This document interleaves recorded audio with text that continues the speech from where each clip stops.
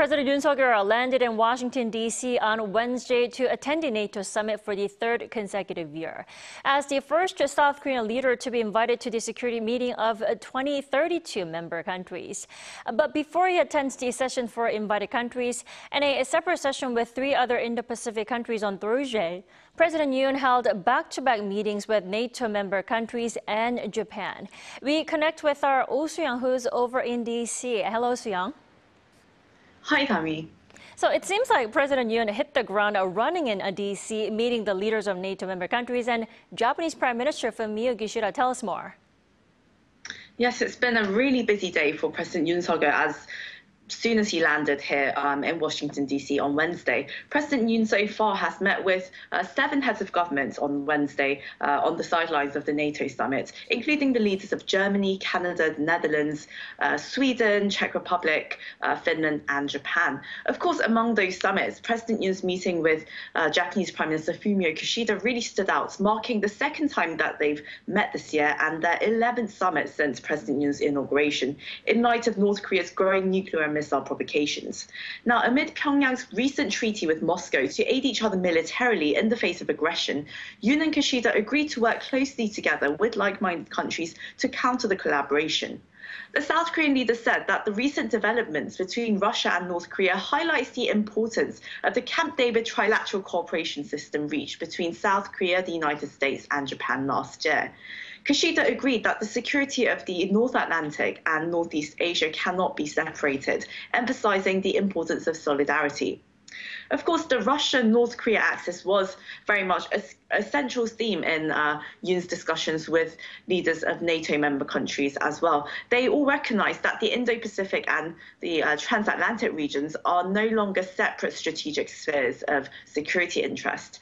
The leaders all expressed grave concern over the treaty between Russia and North Korea to strengthen their mutual military and economic cooperation amid continued provocations by North Korea and, of course, the prolonged war in Ukraine. They agreed to firmly address the Russian-North Korea military cooperation, which, of course, they pointed out violates United Nations Security Council resolutions in solidarity with the international community. Now, to get into the specifics of President Yoon's bilaterals, the Netherlands in particular agreed to work closely with South Korea on denuclearizing North Korea, as well as countering Pyongyang's cooperation with Moscow. Meanwhile, Germany expressed its intention to join the United Nations Command, which has a presence on the Korean Peninsula, of course. And President Yoon welcomed this move, deeming it a demonstration of Germany's commitment to upholding a rules-based international order and contributing to peace and stability on the Korean Peninsula.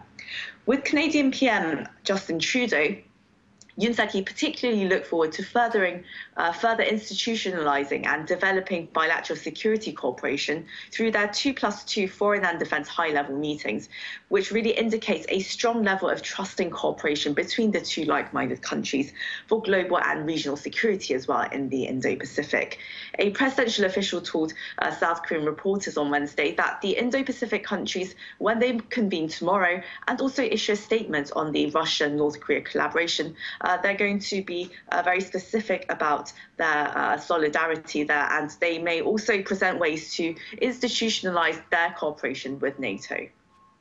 Right. On top of that, economic cooperation was another, central theme of President Yoon's summit. Tell us more. That's right. So leading up to this summit, NATO Secretary General Jens Stoltenberg, along with some other diplomatic experts, indicated that member states of NATO are seeking practical cooperation with South Korea to first boost their defense industry capacity, as well as their economic security interests, given South Korea's diverse high-tech capabilities. Now, according to Yoon's Principal Deputy National Security Advisor Kim Tae-ho, President Yoon engaged in discussions about economic cooperation with the leaders of Germany, the Netherlands, Canada, Sweden and the Czech Republic, as well as Finland, countries which he pointed out are major trading partners to South Korea, as well as technological leaders in Europe and North America. President Yoon discussed ways to promote practical cooperation in various fields, including nuclear power and the defense industry, infrastructure and supply chains.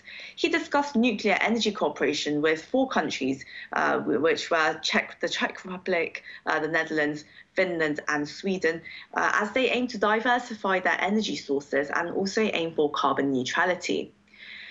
President Yoon also discussed critical mineral supplies, space and defense with Sweden, as well as South Korea's semiconductor alliance that was forged with the Netherlands last year. The leaders there discussed the achievements seen so far between their companies in joint research and people-to-people exchanges.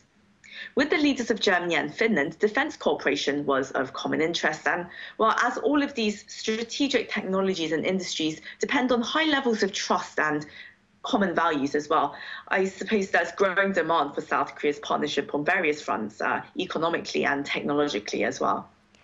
One packed day for President Yoon and a lot more to come for him. Do keep us posted, Soo-young. Thank you so much for the report. Thanks for having me, Tammy.